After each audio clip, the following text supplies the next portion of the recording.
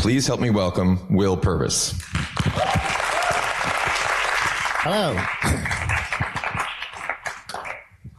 Is this on? Yeah. Yay. Okay. Hi, I'm Will. I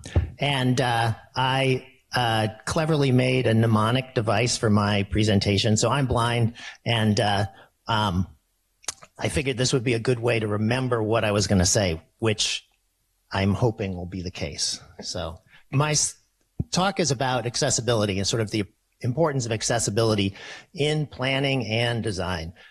So I decided to just take those letters and spell out the concepts and things that were important to me and to our agency. So as Kirk said, I work for Disability Network. One of the things that we really stress in our work and in planning in general is the linking of affordable housing and accessible housing. There's a critical shortage of both in our county and region, and we really deeply believe that these two issues should be really tightly connected. So the next one, I believe, is a C. Making towns, cities, buildings, and so forth accessible is one way to really build community. Building things accessibly is incredibly cost effective. Many people think that there's a high cost to making things accessible, but it's often incredibly low, and it pays off over time. More and more people can use the product. If you're in business, then these are customers, these are clients. They often tend to last longer because of that. The next letter is E, so everyone. If you make things accessible, more people can use them. So a good phrase I learned just the other day actually was essential to some, helpful to most. And most accessibility frameworks and improvements fall into that category. Then sustainable. Accessible design works for more people longer. You can build something and it becomes useful for someone over the long term. And there's less, you don't have to go back to the drawing board. You don't have to do any remodeling. That really builds and becomes part of our collective culture. Then supportive. Some of us, no one identified here, are proud, we're stubborn, we're used to being left out of decision making. Building things accessible and asking about accessibility is a supportive act. It was really cool for this event, just as an aside, meeting with folks ahead of time and seeing the, as a byproduct of that conversation about how to make Neighborhood Week more accessible, has made this evening, for me especially, it's really welcoming. Things have been really easy. And so just those conversations make a difference. The next one, I, independence. So Disability Network, where I work, is part of we're a center for independent living. There's 13 of us across Michigan.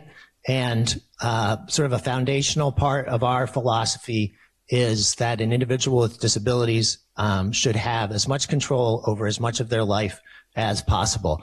And a place to live is probably the cornerstone of that, where someone can live independently. And a lot of our work in this community and across Michigan is focused on housing and getting people into their own homes and apartments.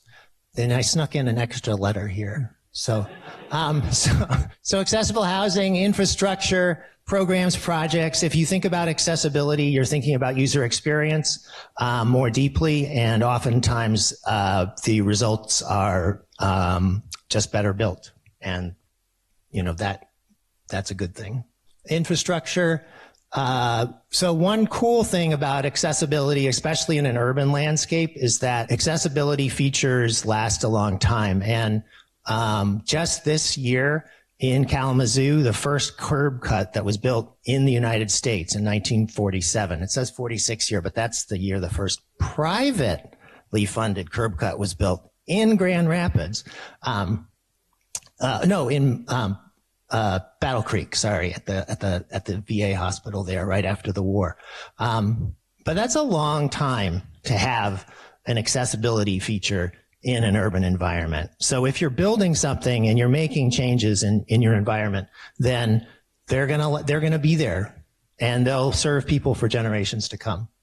Then liberty. So this is really for people with disabilities, having greater degrees of freedom, more degrees of freedom to move around, not necessarily just physically, but also in terms of programmatically, being able to make as many choices as they can is fundamental to this, the reality of independence.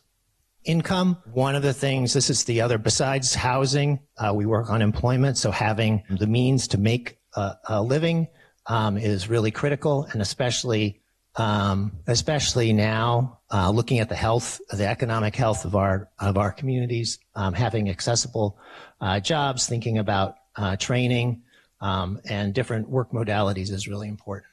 Transportation, I know no one here is interested in this,